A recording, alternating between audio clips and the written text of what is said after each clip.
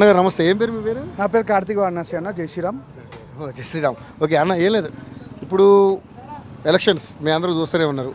So మనకి 17 MP స్థానాలకి పోటీ ఉంది. ఇక్కడ ప్రతి పార్టీ కూడా మేము 10 గెలుస్తాం 15 గెలుస్తామని మాట్లాడుతూ ఉన్నాయి. 3 పార్టీలు అన్నీ ఉన్న పార్టీలన్నీ కూడా బీజేపీ కావచ్చు, బీఆర్ఎస్ కావచ్చు అండ్ కాంగ్రెస్ కావచ్చు. ఏంటి ఇప్పుడు ఎవరెన్ని గెలుచుకునే అవకాశం ఉంది? ముఖ్యంగా సికింద్రాబాద్ కాన్స్టిట్యూన్సీలో ఎవరు గెలిచే అవకాశం? సికింద్రాబాద్ కాన్స్టిట్యున్సీలో అన్న కేవలం కిషన్ రెడ్డి గారు 100% 2 లక్షల మెజారిటీతోని గెలవబోతున్నారు. 2 లక్షల మెజారిటీ. అంత కాన్ఫిడెన్స్ ఏంది అంటే ఇక్కడ సికింద్రాబాద్ పార్లమెంట్ కానీ ఉన్న నాయకులు, తెలంగాణ రాష్ట్రంలో ఉన్న నాయకులు కానీ కరోనా సమయంలో కానీ ఒక్కళ్ళు బయటికి వెళ్ళి హాస్పిటల్కి వెళ్ళి పరామర్శించిన వాళ్ళు లేరు, ఒకళ్ళు వెళ్ళి చూసిన వాళ్ళు లేరు. మనకు అప్పుడు ఫ్లైట్ బై మిస్టేక్ ఫ్లైట్ పడిపోయి సోల్జర్ అనేది పాకిస్తాన్లో ల్యాండ్ అయింది.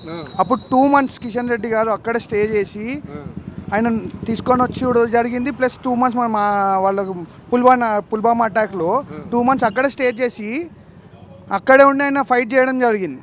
ఇంత మంచి నాయకుడు మనకు దొరికింది. అది కాకుండా కొన్ని 100 కోట్ల అభివృద్ధి కార్యక్రమం జరుపుతున్నారు. ఇప్పుడు తెలంగాణలో మన బీజేపీ గవర్నమెంట్ రాకముందు మన నేషనల్ హైవేస్ అయింది, బీజేపీ గవర్నమెంట్ వచ్చినాక నేషనల్ హైవేస్ అయింది. తెలంగాణలో దేశంలో కానీ తెలంగాణలో కానీ అధికారం వచ్చింది, దేశంలో ఇక్కడ కూడా వస్తుంది. ఇక్కడ కూడా కేవలం ఇప్పుడు 8 నుంచి 12 సీట్ల మధ్యలో మేము కొడుతున్నాము. ఇంకా కొద్దిగా ట్రై చేస్తే 14 సీట్లు మావే ఉంటున్నాయి. 100%. అంటే వేరే పార్టీలు కూడా గట్టిగానే ఫైట్ చేస్తున్నాయి కదా. వేరే పార్టీలు కూడా వేరే పార్టీలు అంటే ఏడున్నాయి అన్న. అంటే ఆ పార్టీలు ఏందో కూడా తెలియదు అన్న. కాంగ్రెస్ కి నాయకుడు ఎవరు చెప్పండి? కాంగ్రెస్ కి నాయకుడు ఎవరు చెప్పండి? ఆయన గెలిస్తే అయిపోతా? పైన ప్రైమ్ మినిస్టర్ ఎవరు కూర్చోవాలి? పైన ప్రైమ్ మినిస్టర్ ఎవరు ఉన్నారు చెప్పండి? ఆ ఉడకబెట్టిన పప్పు కూడా సరిపోదు, ఆ పప్పు గాడు కూర్చుంటాడు. ఆ పప్పు గానికి ఏమైనా వస్తుందా? ఆ పప్పు రాహుల్ గాంధీ ఏమన్నా తెలుసా? రాహుల్ గాంధీని పప్పు అనే అంటే అంత తేలిగ్గా తీసేయచ్చా? అవును, పప్పు అనకపోతే ఏమంటామన్నా? ఇప్పుడు ఆయన ఒక శివాజీ స్టాచ్యూ ఇస్తే తీసి పక్కన పెట్టేస్తాడు, ఒక రాముంది ఇస్తే తీసి పక్కన పెట్టేస్తాడు, ఒక రామ మందిరం కట్టేటప్పుడు సెక్యులర్ భావాలు ఉన్నటువంటి వ్యక్తులు మీరే ఒక మతాన్ని అన్న. ఇప్పుడు మేము మతం కోసం మాట్లాడతలేము. అయితే మతం కోసం మాట్లాడుంటే మేము మడుగుదొడ్డులు కట్టించినాం. మతం అనే మాటనే తీసి మాట్లాడినామా? అంటే మడుగుదొడ్డులు మేము హిందువులకు కట్టించినాం, క్రిస్టియన్లకు కట్టించినాం, ముస్లింలకు కట్టించినాం, ప్రతి ఒక్కరికి కట్టించినాం. ఇప్పుడు గ్యాస్ సిలిండర్లు ఇచ్చినాము. గ్యాస్ సిలిండర్ ఓన్లీ హిందువులకే ఇచ్చినామా అన్న? గ్యాస్ సిలిండర్లు ఓన్లీ హిందువులకే ఇచ్చినామా? ఇప్పుడు కరోనా అప్పటికేంచి ఈ రోజు వరకు కూడా ఇంకా 5 సంవత్సరాలు కూడా నరేంద్ర మోడీ గారు ఫ్రీగా ఉచిత బియ్యం ఇస్తున్నారు. ఇప్పుడు ఓన్లీ హిందువులకే ఇస్తుందా? అంటే అన్న మేము హిందూ మానవాళులు ప్లస్ అందరినీ మా మతాన్ని మేము గౌరవిస్తాం, పరిమతాన్ని కూడా పూజిస్తాం. మా మతాన్ని మేము పూజిస్తాం, పరిమతాన్ని కూడా గౌరవిస్తాం. మేము ఎవరికి వ్యతిరేకం కాదు. మేము సెక్యులర్ ముసుగులో బతుకుతలేము, ఓపెన్ ముసుగులో. భారతదేశంలో ఉన్న వాళ్ళందరూ ప్రతి ఒక్క ఏ మతవస్తుడైనా హిందూహే. బాగుంది బ్రో. కానీ బట్ మన సికింద్రాబాద్కి వచ్చేద్దాం.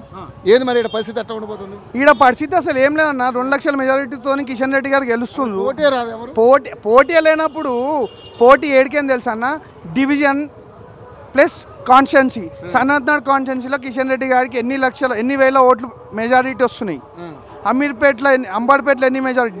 మాకు పోటీ తప్ప వేరే పార్టీలతో పోటీ లేదు మాకు. సో మొత్తానికైతే ఇక్కడ ఎన్ని సీట్లు గెలుస్తుంది అన్న? 8 నుంచి 12 సీట్లు, గట్టిగా వేస్తే 14 సీట్లు మావే. ఈవెన్ హైదరాబాద్తో సహా మేము చెప్తున్నాం, హైదరాబాద్ కూడా గెలవబోతున్నాం.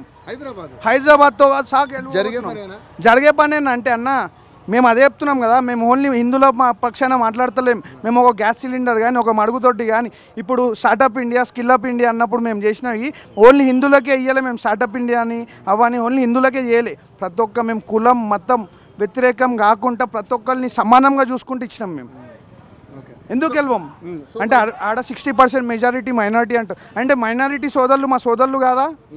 వాళ్ళని మీరు 40 సంవత్సరాలకించి ఆ ఓవైసీ కుటుంబం అనేది పరిపాలిస్తుంది. ఒకసారి వెళ్ళి చూడండి మీరు. ఆడ ఒక్క మైనారిటీ సోదరికి కూడా సరైన సదుపాయాలు ఉన్నాయి.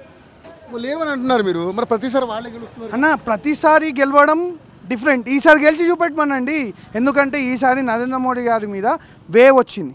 ఆయన చేసే ప్రజలకి కూడా మైనారిటీస్ సోదరులకు కూడా సోదరి మందులకు కూడా ట్రిపుల్ తలాక్ అన్న సరే సోదరులు వడ్లేసాను ప్రతి ఒక్క ఆడపడుచు మా ఇంటి ఆడపడుచు ఎంతనో మైనారిటీ ఆడపడుచు కూడా మా ఆడపడుచు వాళ్ళని అడగండి ట్రిపుల్ తలాక్ అనే విషయంలో వాళ్ళు ఎంత ఆనంద పొందుతున్నారు వాళ్ళు ఒక్కొక్క ఆడపడుచు మాకు ఓటేస్తుంది ప్రతి ఒక్క మైనారిటీ ఆడపడుచు మాకు ఓటేస్తుంది 110%. మొత్తానికైతే మీ అభిప్రాయం అయితే హైదరాబాద్ మాదే సికింద్రాబాద్ మాదే 12 సీట్లు కూడా మావే గట్టెట్ వేసే 14 సీట్లు మావే. Thank you brother. జై శ్రీరామ్. బ్రదర్ నమస్తే, ఏం పేరు మీ పేరు? నా పేరు రాజు అండి. లోకలేనా? సనత్ నగర్. లోకలే, సనత్ నగర్లో ఉంటా. ఏం చేస్తుంటారు మీరు? నేను జాబ్ చేస్తా. సో రాజు, కొన్ని పొలిటికల్ క్వశ్చన్లు అడుగుతాను, మీకు తెలిసింది చెప్పండి. ఇప్పుడు ఇక్కడ ఎలక్షన్స్ జరుగుతున్నాయి కదా, అన్ని పార్టీలు చూస్తున్నాం, రకరకాల హడావిడి, జనాలు ఫుల్గా. ఏంటి పరిస్థితి? ఎవరు గెలిచే అవకాశం ఉంది? కిషన్ రెడ్డి గారా, పద్మారావు గారా, లేకపోతే దానం నాగేంద్ర గారు? ఎవరు గెలుస్తారు? ఎవరు గెలిచినా 4 రోజులు ఎలక్షన్ అప్పుడు బయటకు వస్తారు. వాళ్ళ పొట్ట గురించి వాళ్ళ గురించి వాళ్ళు చూసుకుంటాడు, వెళ్ళిపోతాడు. తర్వాత రాష్ట్ర ప్రభుత్వంలో భారతదేశం వైజ్గా ఎన్ని మంది యువకులు ఉన్నారు, ఎన్ని మంది నిరుద్యోగులు ఉన్నారు, ఎవరు పట్టించుకోరు. ఏ రాజకీయం వచ్చినా, బీజేపీ వచ్చినా అంత పట్టించుకోరు, కాంగ్రెస్ వచ్చినా పట్టించుకోరు. దాని గురించి ఎవరు ఆలోచించాడు. ఈరోజు వాడికి డబ్బులు ఇచ్చాడు, ఓటేస్తాం అనే లెక్కలో ఉంటారు. కానీ రేపు భవిష్యత్తు అనేది ఇండియాకి ఎవరు చూడట్లా. డబ్బులు ఇంకంతే. సో మోడీ గారు వచ్చిన తర్వాత ఒక భారతదేశాన్ని ఒక ఒక ఒక ఒక ఒక రేంజ్లో పెట్టారని చెప్పేసి మాట్లాడుతున్నారు కదా.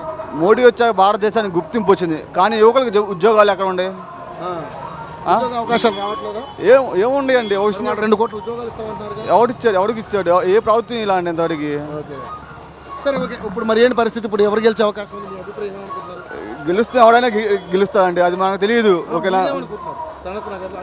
సికింద్రాబాద్ జనం ఎవరి వైపులు ఉంటే వాళ్ళు గెలుస్తారు, ఇంకంతే. నేను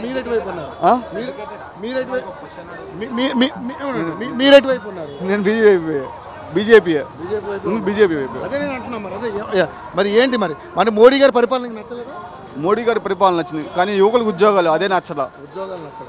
ఓకే. సో మొత్తానికైతే గెలిచేదంతా ఇదే అంటారు. బీజేపీ గెలిచిద్ది. బీజేపీ రాకపోతే ఇండియా మొత్తం పోతుంది. Thank you so much.